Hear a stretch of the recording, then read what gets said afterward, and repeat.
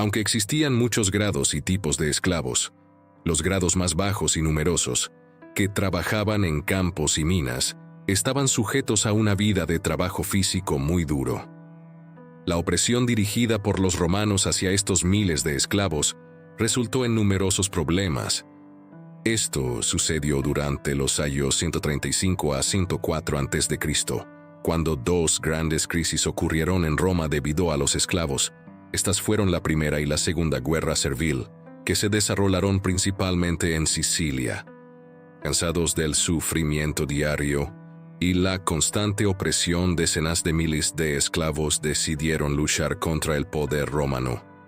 Sin embargo, tanto la Primera como la Segunda Guerra Servil no tuvieron éxito, ya que los revoltosos, a pesar de ser numerosos, estaban mal organizados, lo que limitaba sus posibilidades de victoria. Además, aunque estas crisis causaron problemas temporales para la República Romana y llevaron algunos años en ser reprimidas definitivamente, el Senado nunca las vio como una amenaza preocupante. Consideraban que un ejército profesional y entrenado como el romano nunca podría ser derrotado por una turba desorganizada de esclavos. Sin embargo, esta falta de preocupación de las élites romanas cambiaría cuando se iniciará la Tercera Guerra Servil y Espartaco poseía todas las características para liderar esta revuelta. Como antiguo soldado auxiliar del ejército romano, era un luchador feroz y hábil en el manejo de armas. Ahora, como esclavo a ojos de la ley, ya estaba condenado a muerte. Como resultado, los responsables de su captura decidieron venderlo como gladiador, listo para entretener a las multitudes en las arenas. Después de ser vendido como gladiador, Espartaco y un grupo de hombres fueron a parar a la escuela de Lentulo Batiato, conocido por entrenar gladiadores para los espectáculos que se presentarían al pueblo de Capua. Lentulo era un lanista responsable de preparar a los gladiadores para las batallas en las arenas. Espartaco y sus compañeros fueron sometidos a un riguroso entrenamiento, donde aprendieron las técnicas de combate y perfeccionaron sus habilidades.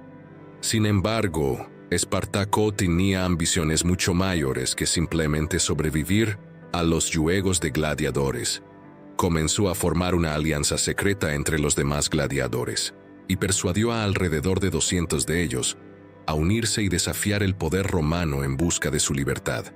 El año era el 73 a.C., y Espartaco, junto con otros 200 gladiadores, decidió escapar del centro de entrenamiento de gladiadores en Capua. Sin embargo, durante este intento de fuga fueron descubiertos, lo que obligó a los hombres a luchar. Según los registros, al carecer de armas convencionales como espadas y lanzas, utilizaron todo lo que tenían a su disposición en la cocina, como cuchillos y pinchos. De los 200, alrededor de 70 lograron escapar llevando consigo una buena cantidad de armas y armaduras de gladiadores. Ahora estaban libres, pero no era momento de celebrar, ya que serían cazados por la República. Los hombres decidieron actuar de inmediato, eligiendo a sus líderes. Además de Espartaco, seleccionaron a 2 hombres, antiguos esclavos galos, llamados Crixus y Homus. Con sus armas improvisadas y habilidades de lucha, los gladiadores fugitivos lograron persuadir a los guardias de las puertas de la ciudad para que no se opusieran a su salida. A partir de este momento, es un tanto complejo afirmar con certeza lo que ocurrió, ya que las fuentes son bastante desconexas y poco claras. Sin embargo, se cree que Espartaco y sus hombres se enfrentaron y derrotaron a algunos soldados enviados para detener su fuga. Tras esta victoria, saquearon ciertos lugares en la región de Capua. Después de eso, sabiendo que 70 hombres no podrían sobrevivir mucho tiempo contra las gigantes tropas romanas, Espartaco buscó reclutar aún más soldados para su grupo mientras estaba en Capua. Una vez que tuvo éxito en esto, ordenó que sus tropas se retiraran hacia el monte Vesubio, donde se posicionarían. Las noticias de la fuga de Espartaco se propagaron rápidamente, atrayendo a una creciente cantidad de esclavos que preferían vivir como fugitivos en lugar de permanecer cautivos en manos de los romanos. Estos nuevos reclutas incluían tanto a esclavos nacidos en cautiverio como a soldados capturados durante las numerosas guerras libradas por Roma. Fue entonces cuando Roma decidió reaccionar firmemente contra esta revuelta. Las razones fueron varias. Primero, deseaban contener las acciones criminales y rebeldes de los hombres de Espartaco. Pero también había otra razón. Los ataques liderados por Espartaco ocurrieron en la región de Campania, un lugar que los ricos y poderosos de Roma adoraban frecuentar en sus vacaciones y momentos de ocio. Además, ese lugar estaba lleno de propiedades que pertenecían a diversas autoridades de la República, haciendo que quisieran deshacerse de cualquier problema que pudiera afectar su disfrute. Se decidió que la revuelta de Espartaco sería aplastada rápidamente. Se ordenó al pretor Cayo Claudio Glabro que reuniera tropas para avanzar contra los gladiadores rebeldes. El problema fue que Cayo no logró reunir legiones regulares que lucharan rutinariamente por la República, sino más bien una mezcla de milicianos y otros soldados con poca experiencia. Sin embargo, a pesar de que sus hombres no eran lo mejor en cuanto a calidad que Roma tenía para ofrecer, eran numerosos, con su tropa compuesta por 3.000 hombres. Partieron hacia el monte Vesubio, donde Espartaco y sus hombres se habían posicionado, al mismo tiempo creyendo que esos esclavos no valían el riesgo de perder sus tropas. Innecesariamente, Cayo Claudio decidió adoptar una estrategia más conservadora. Ordenó a sus hombres bloquear el camino para descender de la montaña, de modo que los rebeldes liderados por Espartaco no tuvieran medios para escapar o conseguir provisiones. Después de eso, Cayo Claudio básicamente decidió esperar, creyendo que el hambre y la falta de recursos harían que sus enemigos se rindieran en poco tiempo. Sin embargo, pronto se daría cuenta de que había subestimado a sus adversarios. Cayo Claudio no estaba equivocado al creer que los hombres liderados por Espartaco no habían recibido un entrenamiento sofisticado y moderno. Sin embargo, para compensar esta deficiencia, esos hombres tenían muchas otras cartas bajo la manga, como su ingenio y perspicacia. Así que idearon un plan brillante. Dado que Claudio creía que morirían de hambre en poco tiempo, los hombres de Espartaco tenían mucha libertad para actuar.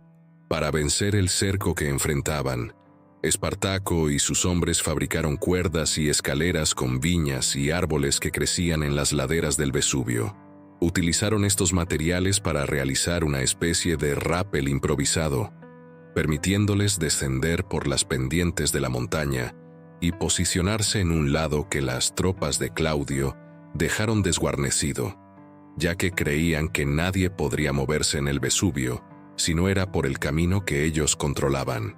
Después de esto, las tropas de Espartaco lograron rodear la montaña con movimientos rápidos y flanquear a los hombres de Claudio, quienes, totalmente sorprendidos y asombrados por los logros de los gladiadores, fueron derrotados con mucha facilidad. Esta fue, sin duda, una victoria fantástica para Espartaco, quien después de años de esclavitud, finalmente había logrado asestar un golpe contra los romanos. En cuanto al pretencioso Claudio, no se sabe con certeza qué ocurrió con él, ya que después de esta batalla en el Vesubio, ya no se menciona en los registros romanos. Hay dos posibilidades: o murió en la batalla, que es la hipótesis más probable, o logró escapar, siendo entonces considerado poco relevante para seguir hablando de su nombre. La victoria de Espartaco le permitió armar a sus hombres con equipos militares romanos, al mismo tiempo que atraía un número creciente de fugitivos para unirse a él. Sin embargo, este éxito tuvo sus consecuencias. A medida que su fama se extendía, más personas se unían a la causa de Espartaco, aumentando la necesidad de realizar incursiones cada vez más audaces para sustentar a sus seguidores. Mientras que Italia contaba con menos de 10.000 gladiadores en total, al final del año 73 a.C., Espartaco lideraba un impresionante ejército de 40.000 hombres. Las acciones depredadoras de este grupo atrajeron una respuesta cada vez más violenta por parte de los romanos, quienes no estaban dispuestos a dejar sin respuesta esa amenaza de esclavos. Espartaco dirigía sus ataques principalmente hacia tierras habitadas por esclavos desesperados o por campesinos empobrecidos que ya lo habían perdido todo. A medida que avanzaba hacia las ciudades, los más desfavorecidos lo recibían con los brazos abiertos, uniéndose al saqueo de las riquezas de sus opresores. La justa distribución de los despojos promovida por Espartaco contribuyó al reclutamiento, fortaleciendo aún más sus filas. Con la derrota de Claudio y sus hombres en el monte Vesubio, se ordenó que otro pretor avanzara para resolver los problemas iniciados por Espartaco. Esta vez fue elegido Publio Varinio, quien llevó consigo a 2 hombres de confianza, Furio y Sinos. Plutarco registró que Varinio decidió dividir sus fuerzas, dejando alrededor de 2.000 hombres bajo el mando de Furio. Al igual que en el avance anterior liderado por Claudio, Varinio creía que no tendría muchos problemas para deshacerse de esos esclavos. Sin embargo, al igual que su predecesor, su destino no fue feliz. Los hombres de Espartaco infligieron otra derrota humillante a los romanos, logrando incluso ejecutar a Sinos y casi capturar a Varinio. Para empeorar las cosas, obtuvieron una vez más muchos equipos militares de los derrotados romanos. Espartaco lucía las vestiduras de un magistrado romano. Después de este triunfo, Espartaco y sus tropas lograron reclutar aún más hombres para su grupo, lo que aumentó su fama. Este pequeño grupo de 70 hombres que había escapado de una escuela de gladiadores en Capua se convirtió así en un ejército de más de 70.000 guerreros listos para obedecer a Espartaco y avanzar contra Roma. Como el año ya estaba muy avanzado para intentar cruzar los Alpes, Espartaco decidió dirigirse hacia el sur en busca de establecer su dominio en las regiones de Lucania y Brucio para fortalecer su ejército. Espartaco prohibió la entrada de oro y plata en las ciudades que controlaba, pero alentó la importación de hierro, buscando talentosos herreros para fabricar armas y armaduras para sus nuevos reclutas. El objetivo de Espartaco era regresar al norte, no como un bandido, sino como un poderoso ejército. A medida que su poder crecía, Espartaco se volvía un problema cada vez más serio para la República Romana. Los romanos duplicaron la apuesta y enviaron un gran ejército para enfrentar esta rebelión. Después de triunfar sobre las tropas de los pretores Claudio Garbo y Publio Varino, y con más de 70.000 hombres bajo su comando, era el momento de que Espartaco diera los siguientes pasos en su revuelta. Sin embargo, a diferencia de lo que podría parecer, las tropas de Espartaco eran mucho más desorganizadas y descentralizadas que un ejército convencional, lo que hacía que las acciones de ese gran número de hombres fueran imprevisibles en ciertas situaciones. Esta imprevisibilidad se hizo aún más evidente después de que los principales líderes de la rebelión, Espartaco y Crixus, comenzaran a tener desacuerdos.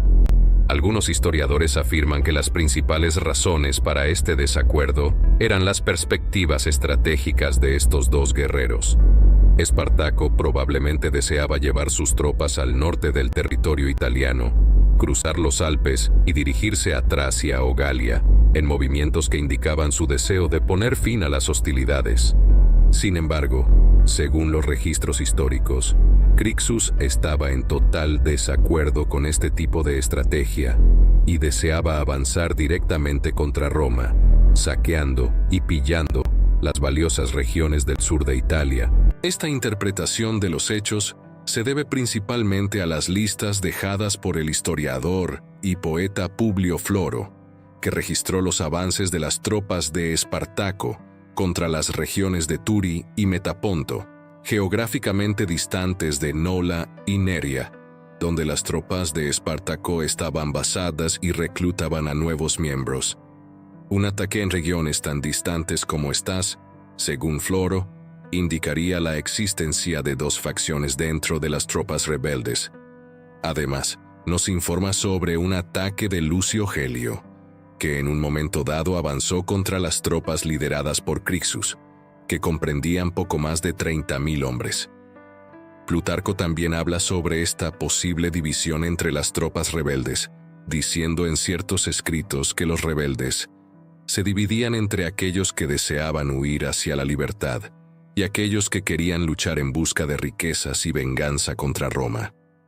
Algunos autores afirman que uno de los principales catalizadores para esta división de los rebeldes fue la muerte de Homus, quien lideraba a los hombres con Espartaco y Crixus, pero que murió durante algunas de las numerosas batallas libradas contra las tropas romanas. A pesar de las desavenencias, la mayoría de los hombres aún seguían el liderazgo de Espartaco. Entonces, aproximadamente en la primavera del año 72 a.C., las tropas rebeldes comenzaron a moverse, saliendo de sus campamentos de invierno e yendo hacia el norte. Sin embargo, los romanos ya estaban cansados de los constantes saqueos y actos de vandalismo realizados por Espartaco y sus hombres. Por eso, el Senado se reunió para tomar medidas en su contra, buscando aniquilarlos. En este momento, los cónsules Publio Valerio Publicola y Quineo Cornelio Lentulo Clodiano reunieron un gran número de soldados y se dirigieron a la batalla al mismo tiempo. Los romanos se preparaban para la batalla, mientras las fuerzas de Espartaco, demasiado numerosas para marchar como una única tropa, fueron divididas, con Crixo liderando una parte y Acos liderando la otra. Buscaban cruzar los Apeninos para permitir que sus seguidores regresaran a sus hogares. Con conocimiento de esta división rebelde, los romanos decidieron atacar a ambas tropas por separado. Publicola avanzó contra las fuerzas de Crixo, mientras que Claudiano se dirigió hacia los hombres liderados por Espartaco. Inicialmente, Publicola tuvo un éxito extraordinario en su avance, derrotando en poco tiempo a más de 2/3 de las fuerzas bajo el mando de Crixo, incluido Crixo mismo, quien fue derrotado cerca del monte Gargano. Mientras tanto, Espartaco lideró al resto de los rebeldes hacia el norte. Al llegar al río Po, evitaron enfrentamientos directos.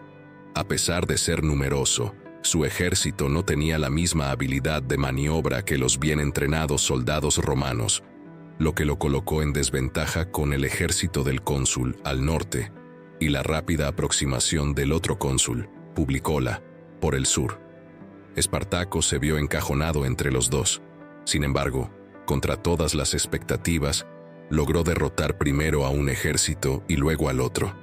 El modo en que Espartaco logró esta sorprendente victoria es un misterio, ya que los romanos, humillados por su derrota ante esclavos rebeldes, mantuvieron en secreto los detalles del evento.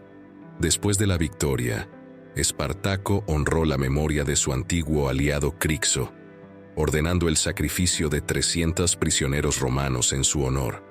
Luego, como un acto de venganza contra los romanos, ordenó que los prisioneros restantes fueran utilizados para el entretenimiento de sus tropas, luchando como gladiadores. Sobre este evento, el escritor Publio Floro registró que los hombres de Espartaco obligaron a los romanos a luchar entre sí en las piras funerarias de sus oficiales caídos, como si quisieran poner fin a toda su deshonra por haberse convertido, en lugar de un gladiador, en un proveedor de espectáculos de gladiadores. Después de esto, Espartaco ordenó que sus hombres destruyeran todas las carretas y suministros que no pudieran usar, reiniciando la marcha de sus tropas, que ahora contaban con un impresionante número de 120.000 soldados de infantería y un número desconocido de caballería. Con más y más voluntarios uníense a ellos todos los días. No se sabe exactamente hacia dónde se dirigían. Algunos autores afirman que su objetivo inicial era avanzar contra la ciudad de Roma, mientras que otros dicen que deseaban reposicionarse, esperando los próximos ataques y batallas que enfrentarían. A principios del año 71 a.C., por razones desconocidas, las fuerzas de Espartaco se movieron más hacia el sur, y al ver estas acciones, Roma decidió atacar nuevamente. Se enviaron 2 grandes ejércitos para destruir a Espartaco y sus hombres, pero una vez más fueron totalmente derrotados por los rebeldes. El historiador Apiano señaló que la guerra ya duraba 35 años y estaba causando gran preocupación a los romanos. Aunque al principio se ridiculizó y consideró trivial porque era contra gladiadores, se volvió profundamente humillante para la poderosa República Romana, que ponía de rodillas prácticamente a todos sus adversarios. No poder derrotar a un grupo de esclavos y gladiadores se convirtió en una situación que necesitaba una pronta solución. Se decidió que el liderazgo de Publicola y Claudiano había sido débil e ineficaz, así que fueron retirados sumariamente de sus prestigiosos cargos en el Senado romano. Sin embargo, había un problema grave. Espartaco había infundido tanto temor entre las élites romanas y ya había derrotado a tantos guerreros destacados que nadie deseaba asumir el mando de las tropas que irían en su contra. Además, había una falta generalizada de confianza por parte de los romanos de que los cónsules finalmente pudieran vencer a Espartaco, que ya estaba en su tercer año de lucha por la libertad. La feroz resistencia y las sucesivas victorias del líder rebelde habían minado la confianza del pueblo romano en su propio ejército y en sus líderes. Por lo tanto, el hombre, la persona que lideraría el esfuerzo para sofocar la revuelta de Espartaco, debía poseer grandes capacidades financieras, militares y políticas, ya que sin esto no tendría la capacidad de lograr tal hazaña. Afortunadamente, este hombre fue encontrado, y su nombre era Marco Licinio Craso, una figura poderosa de la élite romana y el hombre más rico de toda la República. Craso también tenía experiencia como comandante de unidades militares, habiendo actuado bajo el mando del general Sila en el año 82 a.C.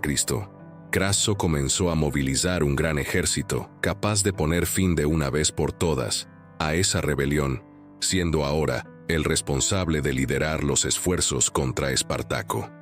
Obtuvo el cargo de pretor e inició las remodelaciones necesarias para alcanzar la victoria.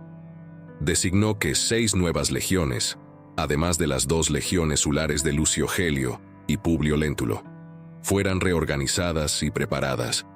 Fue muy exitoso y rápidamente logró reunir entre 32 y 48,000 tropas de infantería, que incluían soldados auxiliares en su ejército. No obstante, Craso no se detuvo ahí. Creía que las derrotas anteriores de Roma se debían no solo al liderazgo débil de los comandantes, sino también a la indisciplina e inexperiencia de los soldados. Debido a estas perspectivas, Craso adoptó un tratamiento severo con sus comandados, y en muchos casos, incluso brutal. Ordenó la reinstauración de una antigua forma de castigo llamada dicimación, en la cual cada 10º hombre de un grupo era ejecutado. Esta disciplina militar romana se utilizaba para castigar unidades o grandes grupos culpables de crímenes capitales, como la cobardía, el motín, la deserción y la insubordinación. Con todo listo, era hora de pasar a la acción. Espartaco tomó la decisión de retirarse y establecer un campamento en el sur. Pronto se encontró rodeado por comerciantes que buscaban recuperar los bienes saqueados por su tropa. Espartaco quería escapar de Italia, y la situación se volvió aún más urgente cuando el ejército de Craso atacó y masacró a un grupo aislado de alrededor de 10,000 esclavos rebeldes. Sabiendo que Espartaco y sus tropas estaban en el sur de Italia, Craso desplegó 6 de sus legiones en las fronteras de la región y destacó a su aliado, Lucio Mumio, con 2 legiones para maniobrar contra Espartaco. En sus escritos, Plutarco nos cuenta que Espartaco hizo un trato con piratas para transportarlo a él y a unos 2,000 de sus hombres a Sicilia, donde pretendía incitar una revuelta de esclavos y reunir refuerzos. Sin embargo, fue traicionado por los piratas quienes aceptaron el pago y luego abandonaron a los rebeldes. Intentaron construir balsas o barcos improvisados para escapar, pero Craso tomó medidas no especificadas para garantizar que los rebeldes no cruzaran a Sicilia, haciendo que Espartaco abandonara su intento de fuga. Después de esto, Craso hizo que su ejército se moviera con rapidez y construyera un sistema de fosos y paredes de 60 kilómetros de longitud que atraparon a Espartaco, quien ahora tenía barreras por delante y el mar detrás de él, lo que imposibilitaba su movimiento. Mumio, quien había recibido órdenes expresas de no enfrentar a los hombres de Espartaco, se sintió confiado y decidió avanzar, pensando que había visto una excelente oportunidad. Sin embargo, fracasó y fue derrotado. Después de esta derrota, Craso demostró ser más competente que Mumio y logró algunas victorias en ciertos combates donde diezmó a más de 6.000 guerreros comandados por Espartaco. Aunque no logró una victoria definitiva, forzó a Espartaco y sus hombres a moverse hacia el sur, a través de la Lucania, donde Craso iba ganando cada vez más ventaja. Los rebeldes ahora estaban sitiados y sin suministros. En esta fase, la fuerza liderada por Espartaco se dividió nuevamente, posiblemente debido a desacuerdos entre aquellos que deseaban continuar saqueando y aquellos que buscaban una salida de Italia. También podrían haber surgido tensiones étnicas entre los diferentes grupos que seguían a Espartaco, con la mayoría de los que se separaron siendo galos. Craso atacó a estas fuerzas disidentes y logró diezmar alrededor de 30.000 hombres. Podría haber causado más bajas si no fuera, pues el ejército de esclavos había cambiado de dirección y estaba preparado para enfrentar una batalla. Sin embargo, en ese momento, ocurrió un hecho cuanto menos curioso. El Senado estaba insatisfecho con Craso, ya que consideraban que su avance no estaba siendo lo suficientemente rápido. Esta insatisfacción comenzó a crecer justo cuando Sexto Pompeyo acababa de regresar de sus incursiones en España. Aprovechando esta coincidencia, el Senado ordenó de inmediato que las fuerzas de Pompeyo se dirigieran al sur para brindar ayuda a Craso. Pero Craso vio esta situación con profunda preocupación, ya que creía que Pompeyo le robaría la gloria. Por ello, ordenó que sus tropas avanzaran con toda velocidad para derrotar a Espartaco lo más rápido posible, buscando evitar que Pompeyo interfiriera significativamente en los combates. En medio de toda esta lucha por el poder y la gloria, Espartaco vio una oportunidad para obtener alguna ventaja y, en una acción estratégica, decidió negociar con Craso, creyendo que éste aceptaría sus términos por temor a perder su posición frente a Pompeyo. Sin embargo, esta estrategia no tuvo éxito, ya que Craso la rechazó. Llegó el momento decisivo y Espartaco lo sabía. Ordenó que sus tropas se reunieran y decidió realizar un acto simbólico. Según Plutarco, pidió que trajeran su caballo y, en un acto que sorprendió a todos, Espartaco le quitó la vida al animal. Luego se pronunció, diciendo que si triunfaba ese día, tendría muchos caballos de los derrotados romanos para elegir. En cambio, afirmó que si era derrotado, ya no necesitaría más caballos. En un todo o nada, Espartaco ordenó que sus hombres avanzaran con ferocidad contra los romanos. En acciones que inicialmente fueron muy exitosas, sus tropas lograron derrotar a varios guardias romanos y penetrar en las defensas de Craso. Espartaco y alrededor de 50.000 rebeldes lograron pasar las defensas de Craso, y la posición del líder romano quedó amenazada en las orillas del río Sele. Finalmente, el ejército de Espartaco encontró las legiones romanas de Craso en el campo de batalla abierto. El fin estaba cerca. Los antiguos gladiadores atacaron las filas romanas, chocando contra una pared de escudos y espadas. Aunque los rebeldes lucharon valientemente y derribaron a muchos soldados romanos, también sufrieron bajas importantes en el proceso. Espartaco reunió a sus tropas y lideró un avance contra Craso, habiendo destruido varias de las tropas de este último. Buscando un enfrentamiento directo con el líder romano, Espartaco avanzó frenéticamente para encontrarlo. En medio del caos que ocurría en el campo de batalla, incluso derrotó a 2 centuriones en su búsqueda de Craso. Sin embargo, en ese momento estaba claro que la victoria para Espartaco era imposible. A pesar de la valentía de sus hombres, no constituían un ejército entrenado y bien preparado, lo que hacía prácticamente inviable una victoria duradera. Las tácticas desorganizadas y la falta de entrenamiento militar adecuado se reflejaron en la lucha, a pesar de los esfuerzos valientes de Espartaco y sus seguidores. Aunque inicialmente lograron penetrar las defensas de Craso y causar estragos en las filas romanas, la falta de cohesión y disciplina finalmente jugó en contra de los rebeldes. Espartaco, en su intento de cambiar el curso de la batalla, se enfrentó directamente a Craso, pero las desventajas tácticas y la superioridad numérica de las legiones romanas se hicieron evidentes. En última instancia, la batalla marcó el declive de la revuelta liderada por Espartaco. A pesar de su coraje y determinación, la derrota se volvió inevitable. La falta de apoyo cohesivo y estratégico entre los rebeldes, sumada a las hábiles tácticas de Craso, llevó al fracaso de la rebelión. La historia de Espartaco y su lucha contra la República Romana sigue siendo un testimonio de la lucha por la libertad y la resistencia contra la opresión. Aunque finalmente el destino no favoreció a los rebeldes en su enfrentamiento con las legiones romanas. Para vencer una fuerza inmensa y bien entrenada como la de Craso, Espartaco lideró por última vez a su ejército en la batalla. Según el historiador Apiano, resultó herido en la pierna por una lanza, pero cayó sobre una rodilla, sosteniendo su escudo frente a él y negándose a rendirse.